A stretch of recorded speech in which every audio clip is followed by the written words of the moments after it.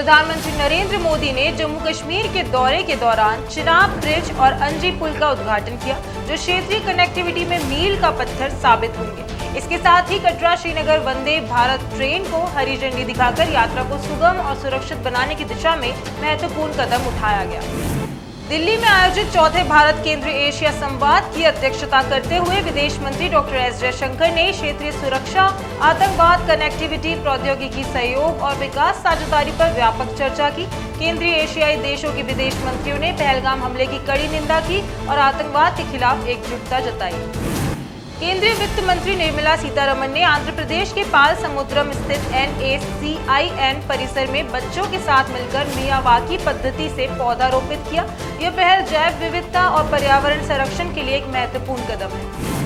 असम के मुख्यमंत्री हिमंत बिस्वा शर्मा ने जानकारी दी कि महासड़क के 5 किलोमीटर लंबे लैंडस्लाइड प्रभावित हिस्से में एलिवेटेड कॉरिडोर का निर्माण किया जाएगा, जबकि शेष मार्ग का निर्माण 2026 की शुरुआत तक पूरा कर लिया जाएगा। उत्तर प्रदेश के मुख्यमंत्री योगी आदित्यनाथ ने गोरखपुर के नवसृजित वार्ड सूरजकुंड में कल्याण मंडपम का उद्घाटन किया। इस अवसर पर उन्होंने उत्कृष्ट कार्य करने वाले विभिन्न विभागों के कर्मचारियों को सम्मानित किया। मुख्यमंत्री ने कहा कि प्रधानमंत्री नरेंद्र मोदी के मार्गदर्शन में राज्य स्मार्ट सिटी के साथ साथ सेफ सिटी की दिशा में भी अग्रसर हो रहा है। केंद्रीय कृषि मंत्री शिवराज सिंह चौहान ने देहरादून में आयोजित विकसित कृषि संकल्प अभियान में किसानों से संवाद किया। इस दौरान उन्होंने किसानों की समस्याओं को सुना और कृषि क्षेत्र के विकास के लिए केंद्र सरकार की योजनाओं की जानकारी भी दी। उत्तराखंड के मुख्यमंत्री पुष्कर सिंह धामी ने नैनीताल में मानस खंड परियोजना के तहत चल रहे सौंदर्यीकरण कार्यों का निरीक्षण किया।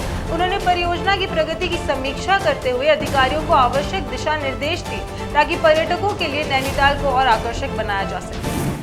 निर्जला एकादशी के अवसर पर पलवल में आयोजित धन्यवाद रैली में हरियाणा मुख्यमंत्री नायब सिंह सैनी ने 40.39 करोड़ की लागत वाली विभिन्न विकास परियोजनाओं का उद्घाटन एवं शिलान्यास किया।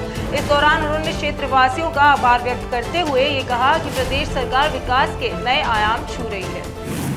निर्जला एकादशी के अवसर पर दिल्ली की मुख्यमंत्री रेखा गुप्ता ने शालीमार बाग में वाटर ATMs का उद्घाटन भी किया, जिससे क्षेत्रवासियों को शुद्ध पेयजल की सुविधा मिलेगी। इसके साथ ही 10वीं कक्षा के 1200 टॉपर्स को लैपटॉप वितरित किए जाएंगे ताकि उनकी शिक्षा में सहायता मिल सके।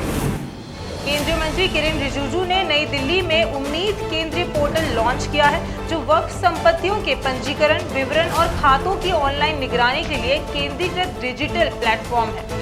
यह पहल वक्फ संपत्तियों के प्रबंधन में पारदर्शिता और जवाबदेही सुनिश्चित करने के उद्देश्य से की गई है।